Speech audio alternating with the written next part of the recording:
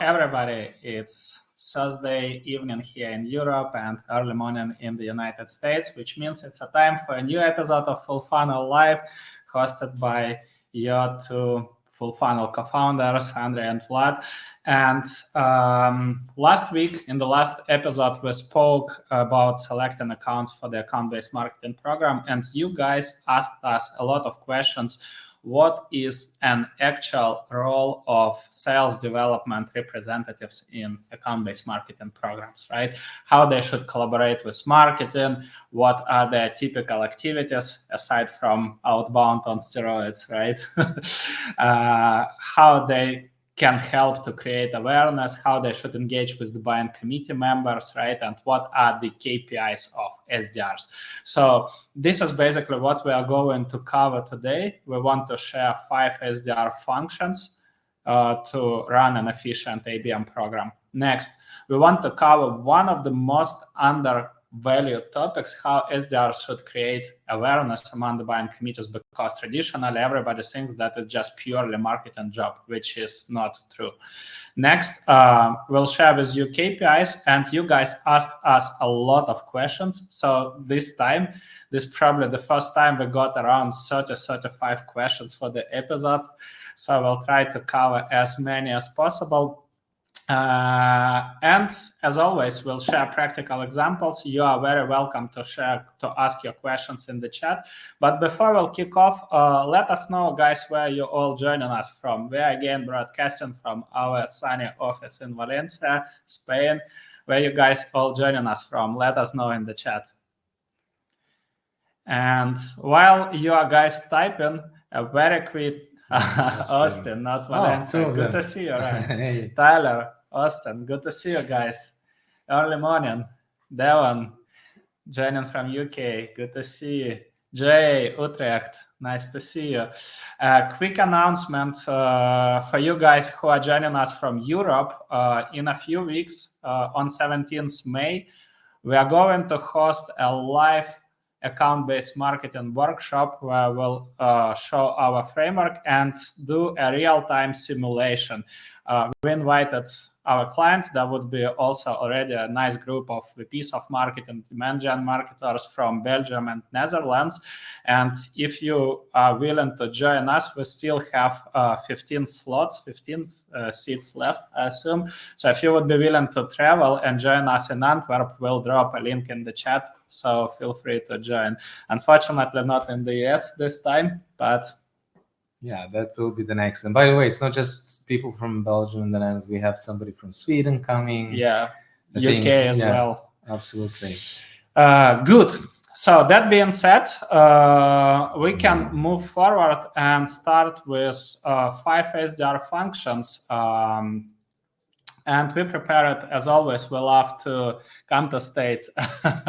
Yeah, this is probably will happen next year, not this one. Yeah, and if we come, we'll definitely be in your city. Yeah.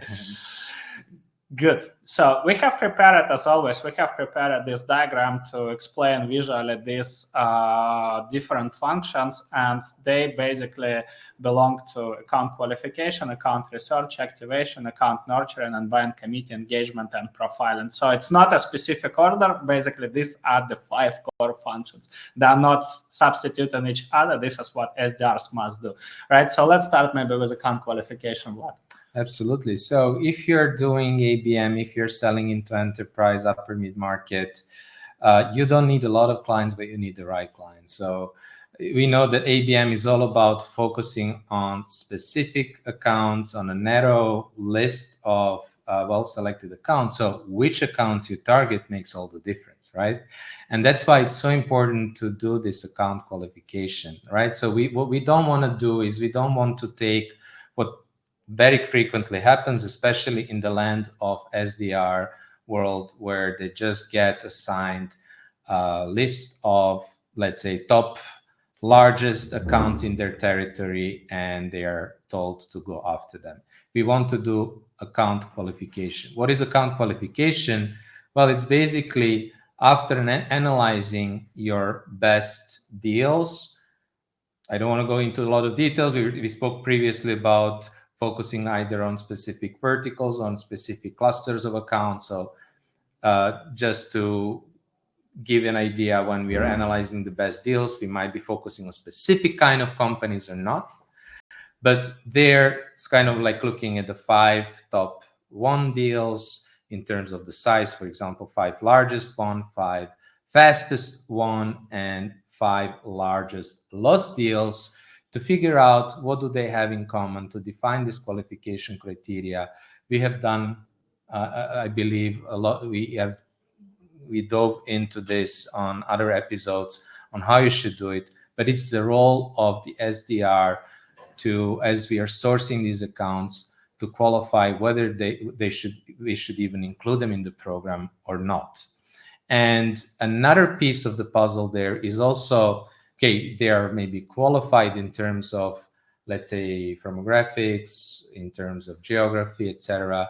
But what we also want to know is to understand the revenue potential, because if one account can make you, let's say, 10 times more than another account, you may decide to spend more time. You won't be treating them equally. Like, you can spend more time, effort, budget on those higher value accounts. And that is the second role of qualification. It's also saying, okay, these are qualified accounts. They match our qualification criteria, but also we want to say this is tier 1, tier 2, or tier 3 account. Yeah, and the second, let's say the second function is account research. By account research, first of all, we mean buying committee mapping. I know from practical experience that a lot of companies make a huge mistake here. They have a very generic definition of their buying personas, right? They say, hey, our buying committee is like VPs of, let's say, VP of IT. But let me give you a precise example. So with one of the clients, I once asked account executive to show me how he is mapping out the buying committee. So he said exactly like this. So it was like VPs of ITs. Next, one of the target accounts they selected was Oracle NetSuite, right? You all guys know this huge corporation. Now, we open LinkedIn Sales Navigator, and then I'm asking him to show the process, right? So he selects the department, IT department, then he puts VP. So guess how many potential buyers did we get? Any ideas? Write down in the chat. How many buyers LinkedIn, how many potential buyers LinkedIn Sales Navigator showed us? From Oracle, VP of IP, Oracle. I'm curious to see what you think, but I think the answer was a lot. I know it was above 60. No, it was above 600. Oh, so that's the point, because they have multiple business units, right, across the world, and there are a lot of people literally fitting that seniority. So the problem is that if you discover 600 people, right, what are you supposed to do? But then that's why we always say that a huge role of ABM success lies in in-depth analysis of your typical buying committee structure. And then we did this analysis beforehand, and what are specific keywords these buyers have in their titles. So when we apply these keywords, then we basically narrowed down our search to probably 12 or 15 buyers. And now you know where to start. And these people might be more likely to be in charge of jobs to be done your product helps with, right? Next cluster segment. I know probably you all been following us for quite a long time. And you know that we speak about clusters, typical challenges, right, that these companies have. So when you know the challenge, right, it becomes way easier to nurture these accounts, share relevant content, create relevant offers, right, have more meaningful engagement. So one of the goals for SDRs is to discover these typical challenges. So in one of the episodes, we shared examples how SDRs could engage. So later today, we'll show you a few examples as well. So this was the second group. The third one is activation. Yeah.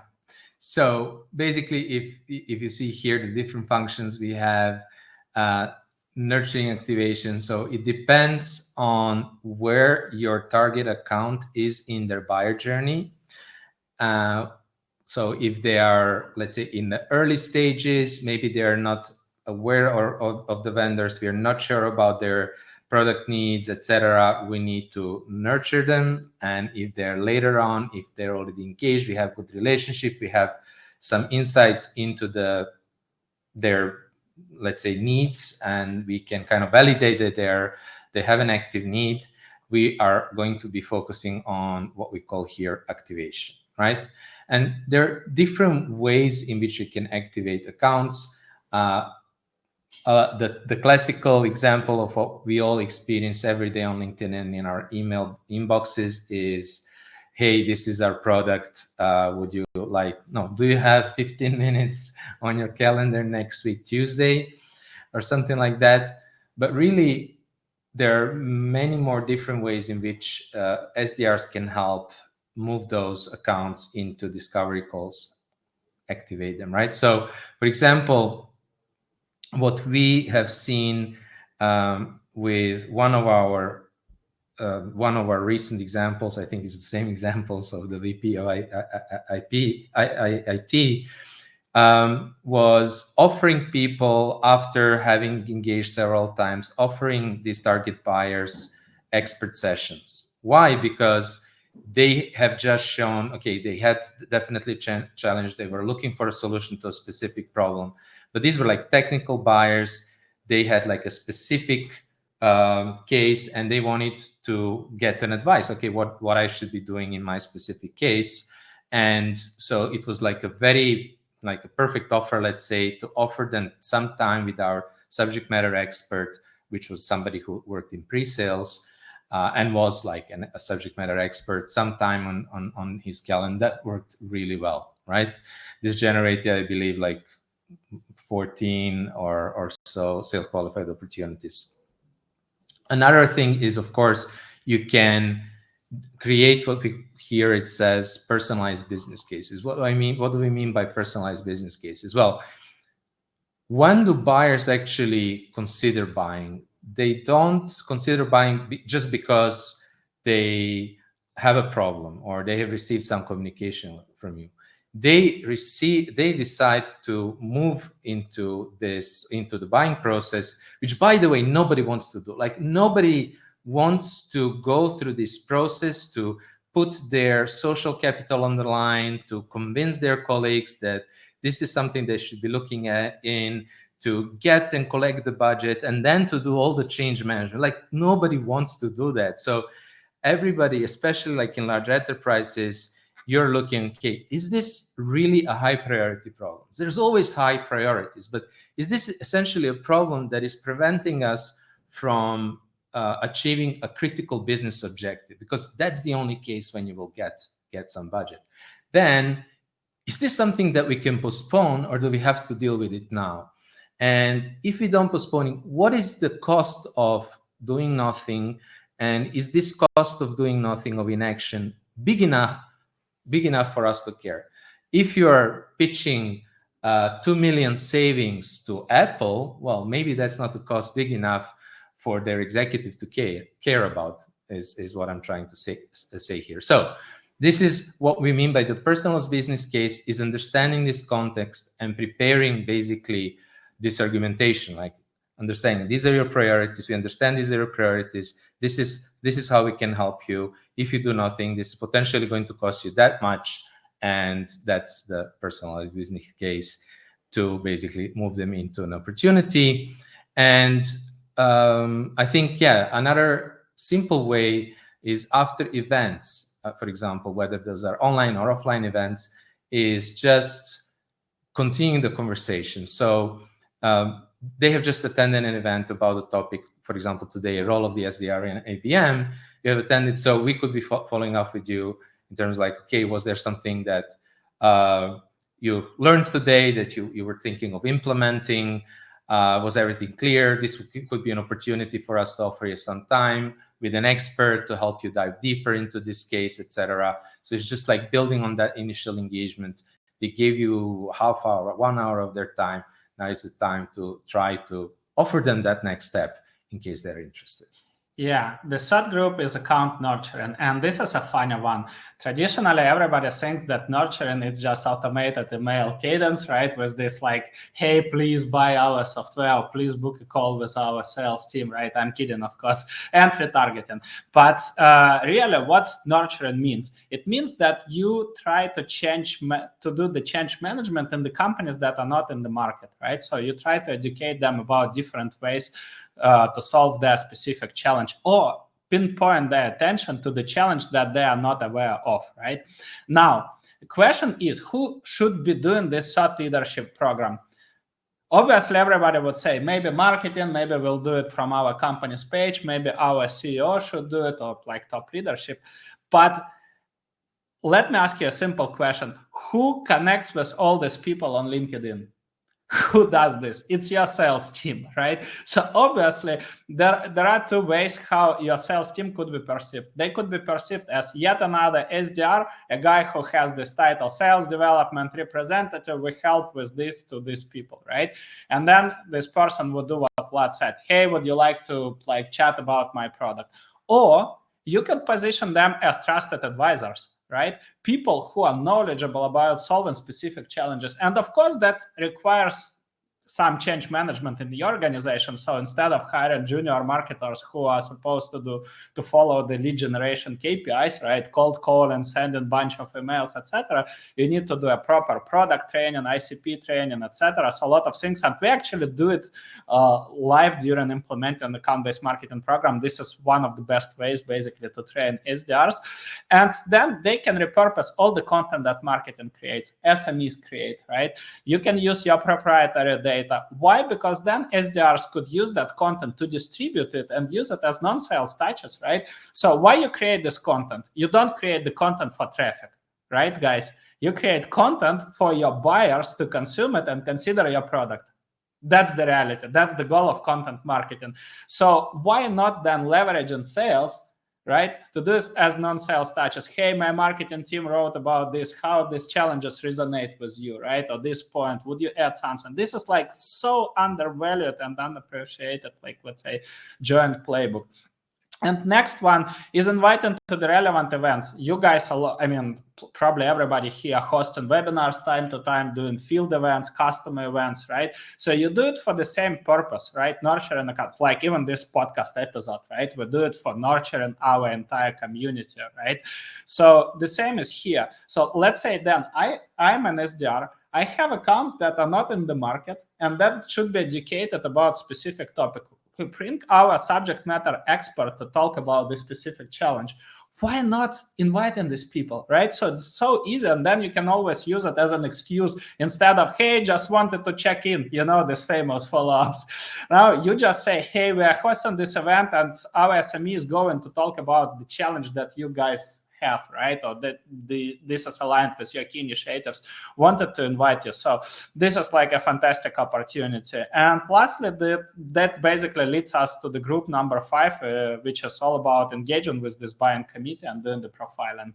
So essentially, this last group of activities comes after understanding who your buyers are, and Andrei talked about it. And I think it's just important to highlight that we know that, especially since 2020, buyers are not, it's not like the decision maker making a decision.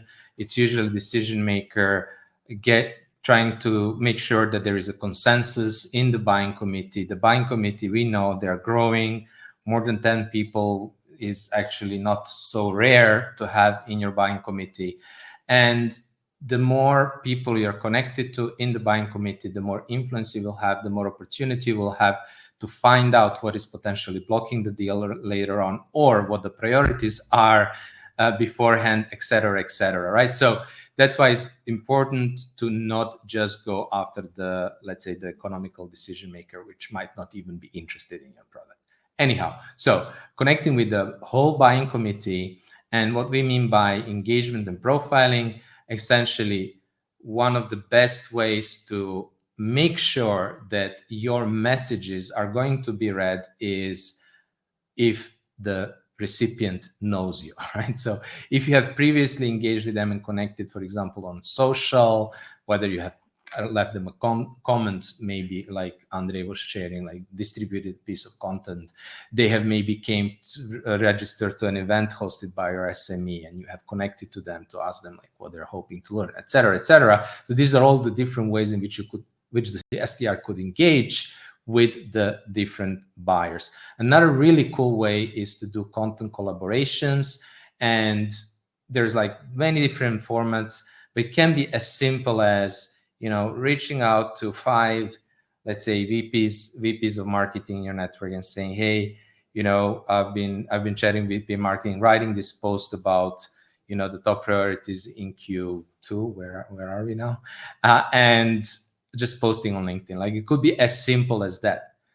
But the point here is that we are not just like starting conversations and engaging, but this is the second part of here, saying buying, community engagement, and profiling. By profiling, what we mean is collecting the information that you as a seller want to know in order to be able to sell, to validate whether they have the product need, to validate what challenges and needs they have. Even must know, I would must say. know, absolutely, must know, so that you can actually make a meaningful pitch and position your product in as a real solution to their higher priority problem, right? So these are some examples of how you can engage and collect that information. Let us know, guys, if it makes sense to you. Type plus, whatever, just type any emoji to share the feedback, and feel free to write your questions in the chat, so we'll pick them up and cover these questions.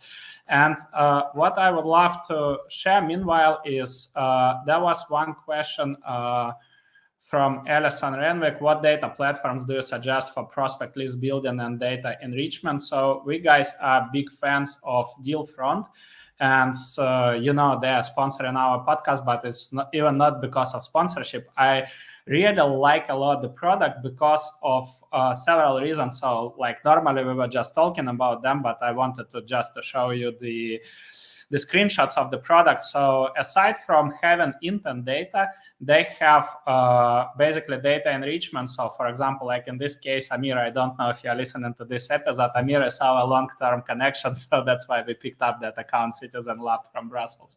So you can immediately enrich accounts that are visiting your website. You can define the buying committee, right? So for salespeople, it becomes so easy, and in just one click, you can send this information to HubSpot, enroll these accounts in your workflow. So you have intent, you have account enrichment data, and also you have in Target, you have basically database similar to ZoomInfo. But the best point is that DealFront is product-led growth company, so you can sign up for a free trial and way more cheaper than their competitors. So if you guys are looking for a solution for your for account list building, prospecting, sourcing, etc., we'll drop a link. Go and check them. You can just sign up for free trial and evaluate it for yourself. So then before we'll cover community questions, let's talk about how SDRs can create awareness among the buying committee members, right? So obviously there is the old way that you all know. And I don't know who called it creating awareness, right? Maybe this was this coming from the Wolf of the Wall Street movie, I don't know. But literally how SDRs are creating awareness nowadays, right? They just enroll everybody into automated outbound cadence, right? So email, and then cold call and rinse and repeat. So I don't know. I'm not saying that it's not working it's not working at all, right? But I don't know any company that's ever engaged with us with Fullfunnel for whom that worked. So their account to pipeline ratio is always below 1%. What do we mean by account to pipeline ratio? It's like literally if you were calling 1,000 accounts, right, less than 1% becomes a sales opportunity. Why? Because for multiple reasons that we already covered, and one of them is that nowadays, like Vlad said, one of our clients described this, right? for me, even the email could be super personalized, but just to open the email, I must know the sender. Why? Because I get like hundreds of unsolicited emails every single week, and I just have a routine. I bulk deleting them. So that's the point, right? So we described you a few ways and functions here, so we can very quickly go through the awareness process, right? And maybe just share a few examples. Yeah, absolutely. I think that what Andrei said, like this is just going to get worse and worse with AI, where you can personalize en masse. So we'll get more and more personalized information. This will become the next thing that we ignore, and you just get so much mail like that you only read from people, messages from people you know. And I think we have mentioned many of those tactics already, in which you can engage with your target buyers and create that awareness. But I just wanted to add a few nuances that we didn't cover. So for example, we spoke about engagement on social, but in some cases it totally makes sense to go to niche communities, especially like if you have, for example, technical audience that is not so active on LinkedIn. For example, you had several clients which have software developers or like, let's say, senior development managers there who were not so active on LinkedIn and actually were amazingly active and contributing in these niche communities on Discord or Slack or whatever. And that worked like really well.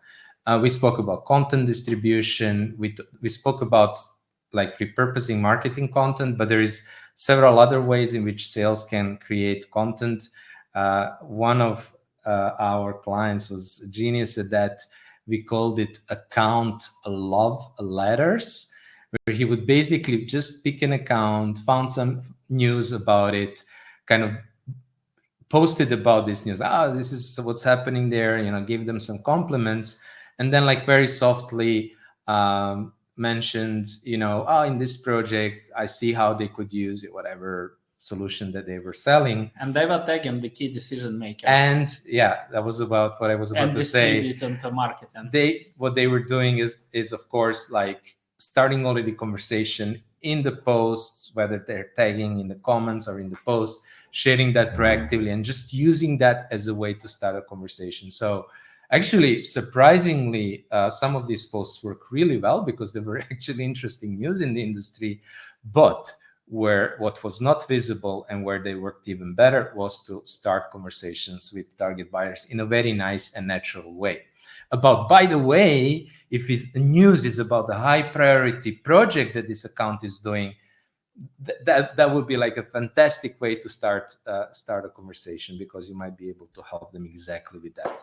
We spoke about events, invites, engagement, and follow-up, but maybe what I could like to mention is like, not just inviting or connecting with people who have registered for the event, but if it's like a physical event, why not, if you have the opportunity, go there, send your salespeople. We like to organize on live events, workshops where we let the audience have some discussions. Well, let your salespeople join those tables to build relationships, to hear a lot of things from those target accounts. And then obviously also follow up. There is so much that you can do in the follow-up of the events. We gave some examples already.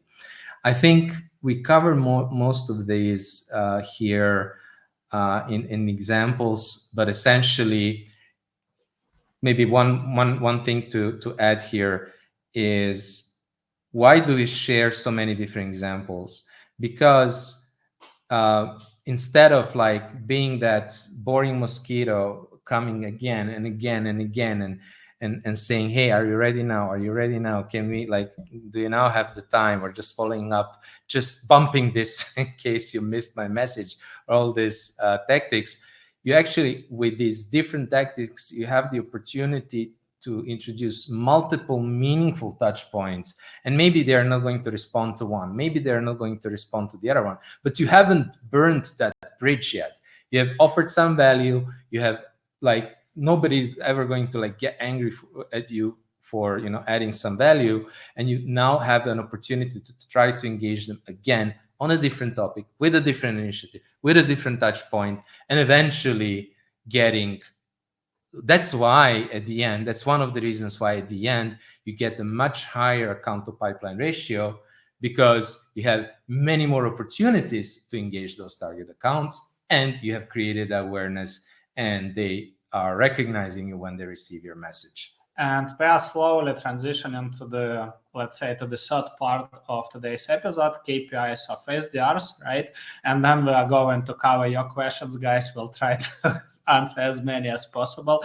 So even if you look at this diagram, you can clearly see the old way. You can recognize KPIs, right? What would be KPIs in the old way set up? It would be number of emails, number of cold emails, number of cold calls, right? Lead generation KPIs. Playing the volume game, trying to reach as many people as possible, because basically based on statistics, somebody would convert, right?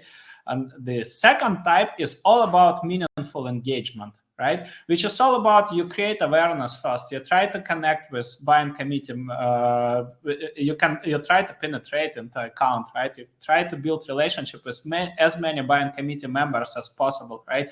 Raising account awareness and doing all of that engagement so they become vendor aware, and you try to uncover the challenge so you can come up with relevant solutions, right? So based on this, we can proceed. And these are all the activities that you are seeing here. Obviously, you select what makes sense for your organization, but these activities become leading indicators and KPIs, right? Instead of cold calling everybody like crazy, right? These people start doing meaningful engagements. So I know that would be a question. I have seen this from you guys. Okay, but how can we get buy-in for this? So we can cover this in the next 10 to 15 minutes. So let's move to the last one, to the KPIs. And absolutely, let's do that. So Andrei mentioned definitely like the KPIs such as activity-based KPIs, dials, etc. are not good. Meetings booked is another one that is actually not good, because it's actually easy to generate a meeting, but generating a meeting that will turn into an actual sales qualified opportunity that is an ICP fit that is going to spend a significant amount of money and stay along with you is a completely different thing. So what are the KPIs that we can measure, right? So Andrei already gave you the idea that there is basically different activities depending on where your accounts are in the buyer journey, right? So if they're completely vendor unaware, our goal is to make them vendor aware. Yeah, and KPIs are all about this, with how many people you were able to engage, right? With how many people you were able to connect, from how many people you were able to get the replies. And then we have also like a lot of, unfortunately, we like as salespeople, of course, we like to focus on those accounts that are in the market right now. This is, of course, the best. But those accounts that are currently in the pipeline, or the pipeline of today, is a result, of course, of the actions that you did in the last 2 or 3 quarters. Right? Yeah, absolutely. I mean, if you're not working on future pipeline, you won't have the future pipeline, as simple as that. So that's why we have here in the middle of this graph, like future pipeline development, where you already have vendor awareness, where you usually have some engagement already there, maybe basic relationship, but still you don't really know. Maybe you don't have a significant relationship where you can like have good conversations, then find out if they're in the buying process, and you don't really have an idea if they're really actively buying or not.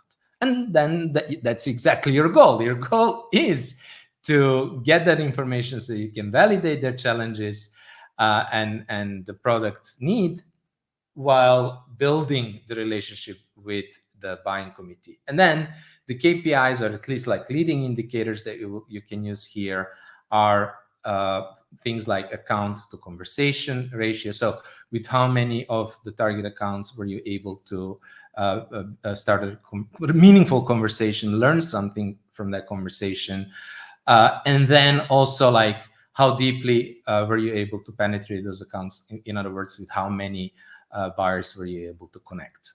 Yeah, and the last one is account development. These are the accounts that hit all the 4 important boxes, right? They are aware of you as a vendor. Next, there is some level of relationship, right? there are strong buying signals, or maybe there is a strong product need evidence. So you know their challenge, and they demonstrate some buying signals. So, for example, they have legacy stack. They are talking about replacing it in their press releases, right? Or like stakeholders interviews. They are hiring maybe for specific positions, let's say people who could try to code something to replace that legacy stack or software, right? So you have all of this. And obviously for this list, the goal is to generate discovery calls and sales opportunities with all these activation activities that we have discussed. In some cases, and that really depends, in some cases that could be, you can come up with personalized offer or suggestion creating business cases. In some cases, you need a bridge between these activities and maybe involving them into a strategy session, talking about their challenges, priorities, etc. Right? So you define, but then for this specific activity, you have your goal and your KPI is really simple. The discovery calls and sales opportunities. And we say that these are SDR KPIs, but normally these are the KPIs not only of SDRs, but the entire ABM team, right? For these three lists, you set up different KPIs and you work on them as a team. Honestly, we firmly believe that, like, let's say, revenue and pipeline KPIs should be, let's say, mutual for marketing and sales. They shouldn't be separated. But for leading indicators like engagement, etc., they could be split between different roles. And also in the previous episode, we spoke about account selection, how to select these different accounts. So maybe Vlad, if you can just collect and drop a link, you guys can check the recording of that episode where we shared a bunch of examples, right? And next, there was a question about how to maintain these activities between marketing and sales, right? So we also had an episode, but since you asked us as that question, we think that it's good again to cover it, right? How the collaboration between marketing and sales should look like. Obviously, there should be, first of all, split in these activities, developing that playbook, what marketing does, what sales does, right? Today we covered sales activities. In the previous episodes, also in our course, if you want to get a full picture, you can go through our course. We demonstrate what's the marketing activities, but normally then both teams should have a regular cadence of meetings where they review the performance of these activities, cross-share the insights about the strategic accounts. Marketing can share intent data, engagement data, sales can share the conversations that happened, etc. And then they do the planning, right? Okay, with all of these insights, what can we do next? Quite often we think, we hear that ABM lists are static. Remember, so we have this one-on-one, tier one-on-one activities, right? Actually, I have never seen somebody doing real one-on-one ABM. It's just like, simply because companies can't invest their time to do meaningful engagement with enterprise accounts. That's why we always suggest cluster-based programs as an alternative. Next, we have one-to-few and one-to-many, right? And this list is dynamic, is static. But that's absolutely not how it works, right? If you engage these accounts, they should be moving from this future pipeline. So the goal is, this is something that we discuss internally, account velocity. How fast you can move accounts from the list, right? How fast can you make accounts aware of you? How fast can you profile these accounts and collect necessary information, right?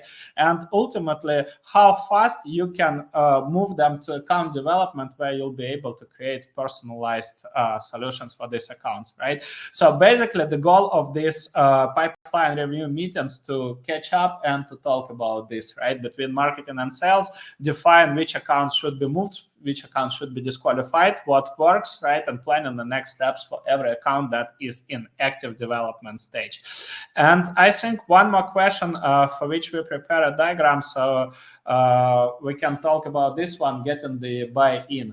So we got this question. Okay, so with these SDRs, that makes sense, right? The new model, but how can we get buy-in for a new program? So we always believe that it makes sense to start with the pilot program and just involve one SDR in the pilot and compare. So maybe if you want, you can just quickly cover this one. Yeah, I mean, there is like that different levels of buy-in, right? But if you are at the level of having that initial pilot involving, so it's a small ask, right? So we are not making the change. We are just like involving maybe one SDR in that program. Maybe they're part-time involved. You're working with a small marketing team to basically prove the key KPIs. And this is like an example from a client where we worked. It actually took us quite some time because there were different challenges that we had to overcome. But within about 5 months, we could prove a count to pipeline ratio of 16.6 or something like that, which was like much bigger than before. Like It was below 1% previously. And so before that, like it was really hard to get the initial buy-in. We managed to get one sales resource. There were problems also with their KPIs and all of these things.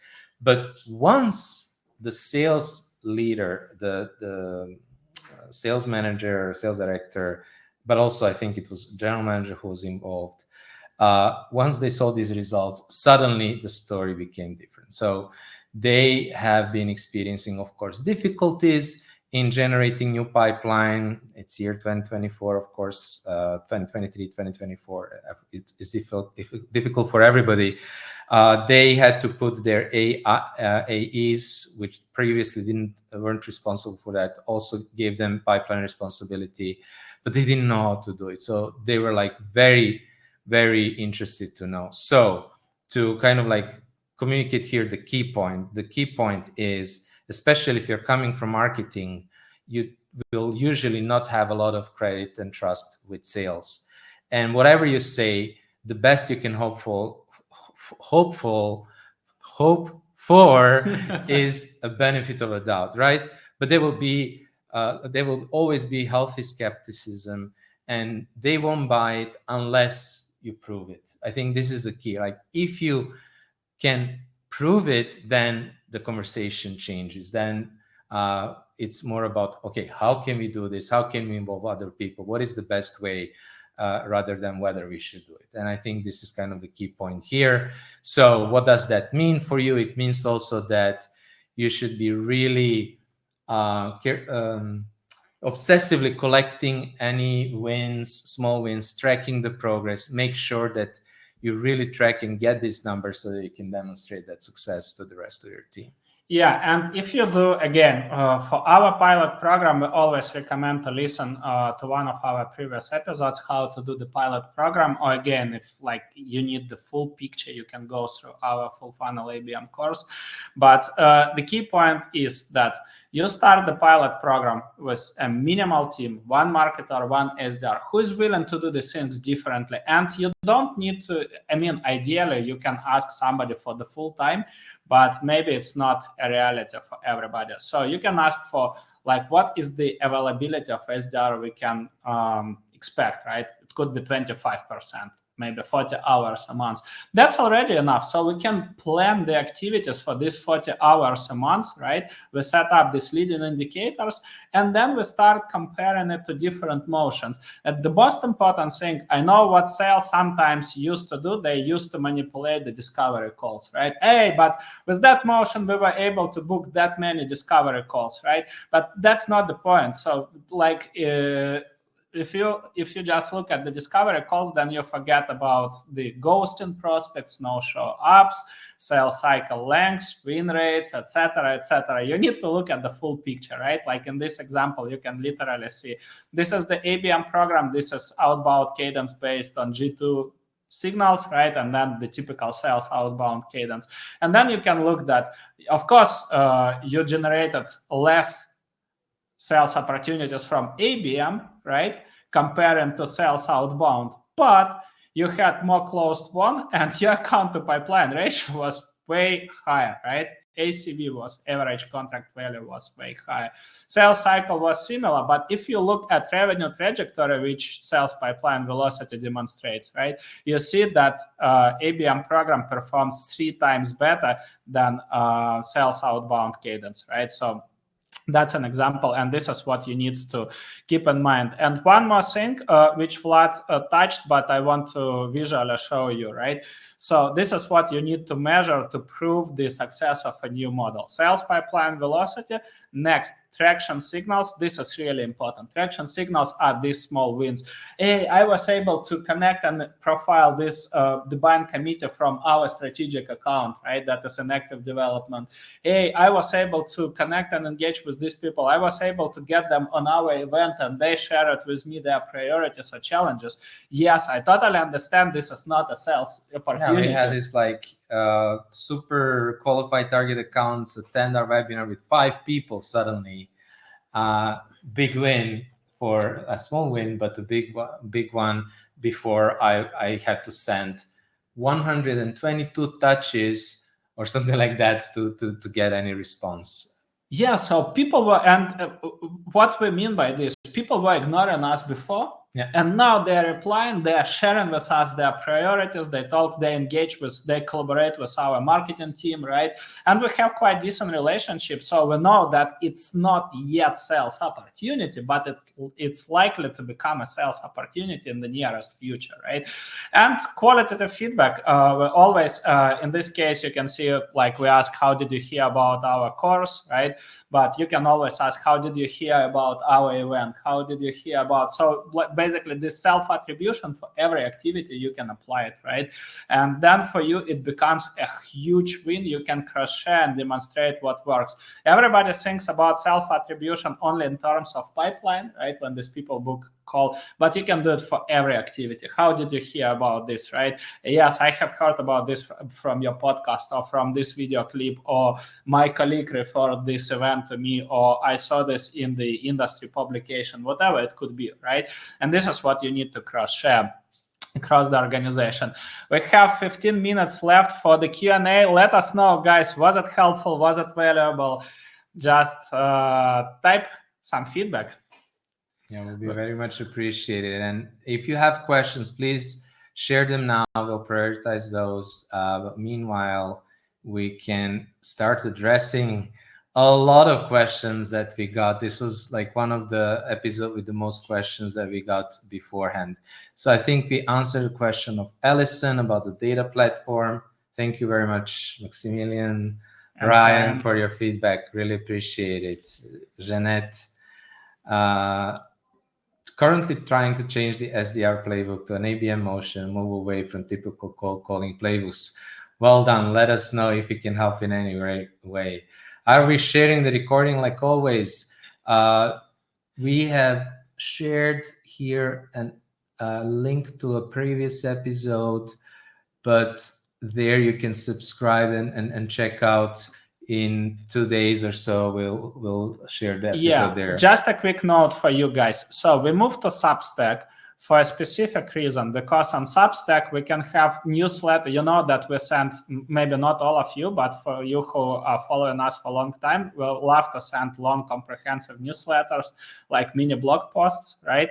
And in Substack, you can subscribe, you can receive these newsletters, podcast recordings as well. So this episode would be published there. And you can leave comments. You can normally comment. You can share if you want, if you like these posts and episodes, right? So we'll add you to Substack, and tomorrow you'll receive a recording of this episode, and as well you can go through the previous ones. But Vlad dropped the link, so if you want, you can just check the previous episodes, right? Every resources that we have mentioned are there. And love your questions, they are fantastic. So question from RP, how does the compensation plan change with this approach, if at all? Yeah, of course, it's actually a good point. Like, if at all, it obviously depends on the compensation that I had so far. If it was like based on activity or based on meetings booked, you want to change that, right, as soon as possible. But also, like, on the other hand, for example, I worked with a client where they had compensation based on the total revenue. So the SDR would get whatever specific amount of compensation if the total sales team was hit their target. Now, that was also not motivating the right behavior. So, for example, in that case, the sales director started to look at changing that. It's not always easy. We have to be like very aware of that. Large organizations, it requires you to involve HR, it requires you to involve finance. It's not always possible, but if it is possible and if it's clear and you can make a case why you should be changing that, yes, you should be looking at changing that for sure. Again, it depends how you're structured, but what we want at the end is to make them accountable for, let's say, the sales revenue that was generated by the opportunities that they help generate, right? Came from account-based marketing program. Exactly, that they were participating in. So there's a lot of nuance to that. So I don't want to make it look like this is a simple question, but definitely it's one of the main reasons, by the way, why programs don't work, wrong compensation, because I mean, for no fault of their own, the SDRs can become like penalized basically for joining and doing these longer term activities and then not getting compensation just because it's structured in the wrong way. So very, very important. So let's see, is there another question here? Did you see it? Jeanette. From Jeanette. When you present this test here, what can you help me? Yeah, you can just present it. So when you present this to SDR teams that are held, to me, so it's like a follow-up on the compensation. Yeah, just to wrap it up, we always recommend that they should be compensated on pipeline value and revenue generated. Anyhow, let's be honest, SDR function, or let's say sales function, exists to hit revenue targets, right? So like it's logical that they should be compensated not on cold calls or cold emails, right? So they should be compensated on a real pipeline. That's our point of view. And you can try to, with the pilot program, with a simple shift, right? So maybe not changing everything else, but at least try not to release the lead generation KPIs, making sure that they are not focusing on spamming everybody and sending a bunch of emails. I like these two questions. They're all about the relationship between the account owner, account executive, account, let's say manager, whatever you call them in your organization, and how should we coordinate with them? How should we do the handover, etc. So this is a really good and important question, especially if you're doing, well, let's talk about different cases. You could be doing expansion, in which case you definitely want to engage with the account owners. So if you are generating opportunities within existing accounts, you need to coordinate beforehand to understand what's going on in that account, who we are connected to, etc. And then you need to make agreements in terms of, for example, okay, we don't want to step on your toes. We are not going to be connected to these people because that's where we're connected. Maybe we're going to try to open new departments, etc. But also, whether these are new accounts or existing accounts, you also want to make sure that you define the right point in which you're involving your AE, and you don't want this to be too late.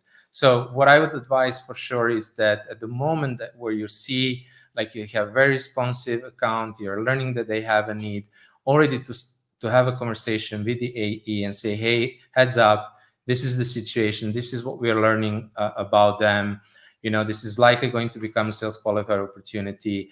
I mean, depending on how hungry your AEs are for for new leads and opportunities, they may, I mean, I've seen that engaged much earlier in the process, help you with the proposal, get involved, for example, during the discovery call, etc. So it will depend a little bit on your relationship. It will depend on how much pipeline they already have and have to process, but actually they might appreciate that, and you definitely want to synchronize with them on time. I think that's an important one. Yeah, absolutely.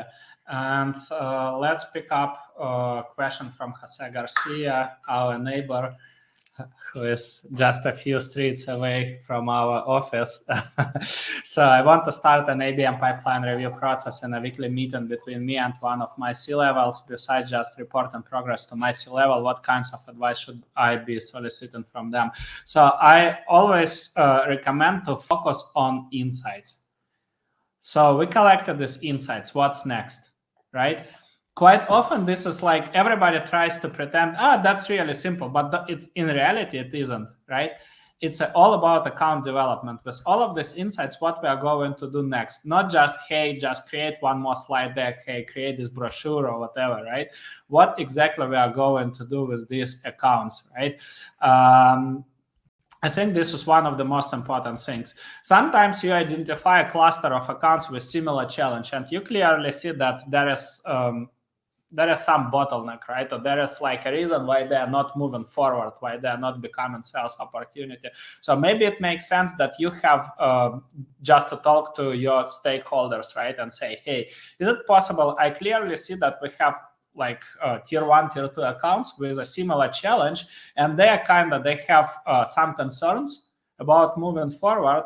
Would it be possible if we'll arrange field or virtual event? It depends on your business, of course, right? With one of our customers, you name this customer who had a similar challenge, and then we'll rent a nice place, right? We'll invite our customer, and we'll invite these prospects to this place, so they could be educated by our customer, and they could get feedback from their peers, right? I'm just giving you a very specific example how this conversation should be moving forward. I'd like to add a quick one, especially if you have time with your C-level executive, and you're from sales, which I know you are.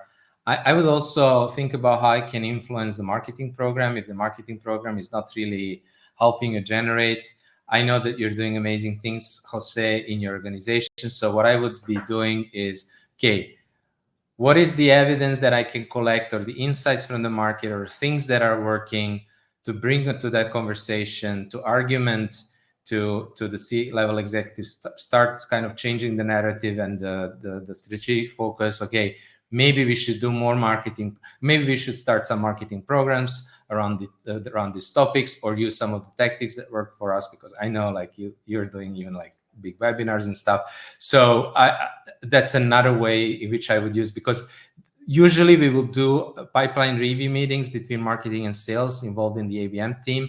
But if you have that opportunity with the C-level, that would definitely be something like, how can I get even more support for this? Yeah, and this is a good question from Diego. We covered it, but let's say how to cover it in that context. How to convince CRP that traditional CRO. Sorry. The traditional model for SDR doesn't work for enterprise selling. Try to collect this data. Just literally extract, and if your company doesn't have this data, that's already a red flag. So you can come and say, hey, why we are not tracking this? Like, why we are hiding the obvious reality, right? So first of all, your organization needs to take a sober look at the metrics, right? So this is like a simple report that you can use and collect this data and present. Look, we tried to reach out to whatever, let's say 100 enterprise accounts. We were able to book 2 discovery calls. 1 didn't show up. And let's say I did this research for the last 90 days. Why 1 didn't show up? Why was lost, right? So this is our reality. Do we want to proceed? Yeah, I mean, this was a case with one of our recent clients where they have actually done this analysis themselves. And important, again, is not just, don't look just at the meetings. Look at the quality of these opportunities. If there are opportunities that were generated, look also at the quality. So for example, what they discovered was that their SDR generated opportunities, maybe in terms of like meetings and opportunities, they weren't so bad. By the way, they were also getting inbound leads, but that's another story. But in terms of the deal size and the win rate, they were the worst. So it's also like bring a bit of nuance if you can into that. Don't just look at definitely not just the number of meetings booked. Yeah, and I saw a lot of questions that we tried to answer, like what is an account love letter? Jose Garcia, hope you got the idea. Launch an ABM program. We have a post about ABM readiness, so check it on Substack. Or just, Marina, if you are listening, ping me on LinkedIn, I will share with you the link. So this one we covered. Measurement, we covered, right? And the metrics. structuring the team. It's, again, listen to this episode, the pilot program. I will send you after this, so we're going to finish in a few minutes, and I will send you guys an email from Substack with these episodes where we're covering this. Just please pay attention to 2 episodes. The first one about selecting accounts, because it's this is what we hosted last week. We covered a lot of these questions. And the second one is the how to run a pilot program. It's all about this small team, right? How to structure it. This is basically an answer to a question. How to leverage SDR insights for paid media activities. It's really simple, right? You do progressive profiling, you collect these insights, you have weekly review meetings, you share, hey, these guys, like Vlad's example. So I spoke to 5 VPs of marketing. What are your priorities in Q2? They shared this with me. You know these insights, you optimize your ads around this.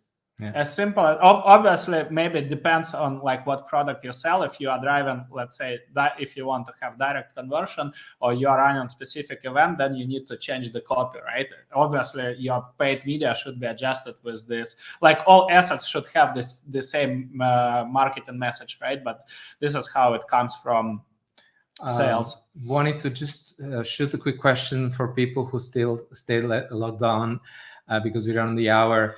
We were actually discussing today of doing a deep dive into this topic because obviously, even on this podcast, we can't cover all of these questions. We have tried to produce as much content around it as possible this week, and including this podcast. So let us know if we should prioritize this, if this would be the topic where you would like to receive a deep dive breakdown, including answering all the questions that we couldn't answer today and going into more details about each of these subtopics. Let us know if you'll be interested. Just type plus in the chat. Exactly. And by deep dive, we mean, so for each of these topics, we'll just prepare the examples from our consultant projects. So we'll pick up the real activities, engagements, whatever. We'll make screenshots of what we are doing with our clients so you can see the real examples, right? Yes, there is quite decent interest. Cool. So we're going then to prioritize this and subscribe to our Substack. You'll get it. You'll receive a notification. So we'll try to, again, just for you who joined us later, in a few weeks, we are going to host our live workshop in Antwerp, Belgium, 17th May. So if you guys can travel to Antwerp to spend a day with us, Vlad will drop a link. Feel free to sign up. We have 15 slots left. And after this workshop, so maybe at the end of May, we can just, so we'll have enough time to prepare this deep dive session around to closer to 2 hours, just to make sure that we'll go through everything, more or less like 1 hour and a half, 2 hours, and we'll cover all of this topic. So stay tuned. And thank you so much for your insights, as well for the questions, because your questions help us to prepare the relevant content, right? So we become helpful. And yeah, that being said, again, we love our community. Fantastic question, fantastic engagement. And stay tuned. Next Thursday, 4 p.m. Central European Time, 8 a.m. Eastern Europe time, Eastern Time Zone. 10 a.m. 10 a.m. Sorry, Eastern. Yes. Eastern. 10 Yeah. a.m. Eastern Time. We are going live. We'll announce the new episode next Monday. Thank you so much, guys. Have a great rest of the week. Cheers. Cheers.